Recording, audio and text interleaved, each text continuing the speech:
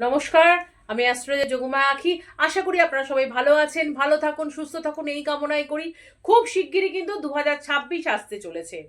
আর এই 2026-এর মেষ রাশির আজকে 5টি ভবিষ্যৎবাণী বলে যাব, যেটা কিন্তু গ্রহের বিচারে আমি পেয়েছি এবং আমরা পেয়েছি।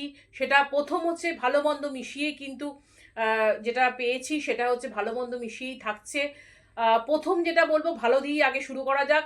প্রথম বলবো কিন্তু কেরিয়ারের দিকে কিন্তু মেষ রাশির জাতক জাতিকাদের 2026-এ প্রভূত উন্নতি রয়েছে।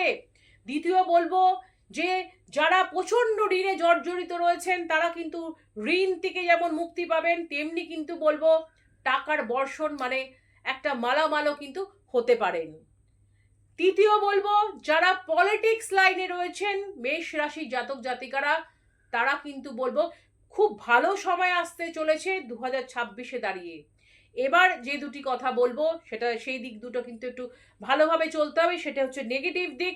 প্রথমেই বলবো যারা লাভ রিলেশনে রয়েছেন বা যারা লাভ করতে চাইছেন, এই জায়গাটা কিন্তু বিশাল একটা গন্ডগোলের দিক দেখা যাচ্ছে। বিশেষ করে লাভ রিলেশনের ক্ষেত্রে একে অপরের প্রতি একটা সন্দেহর ব্যাপার থাকবে।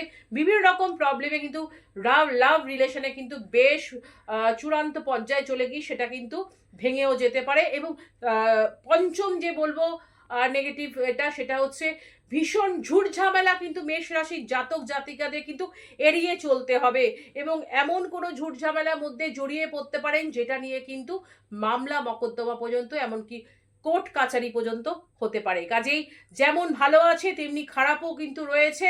কাজে আগের থেকে বলার একটাই কারণ যে সেইভাবে আপনারা সেইভাবে কিন্তু একটা অবলম্বন করে যাতে, যেটা বললাম সেটাকে ভালোভাবে অবলম্বন করে যাতে চলতে পারেন, সেভাবে সতর্ক হয়ে চলুন এক কথায়।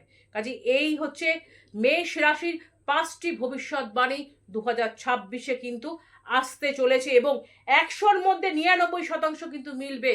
কাজেই প্রস্তুত থাকুন। নমস্কার।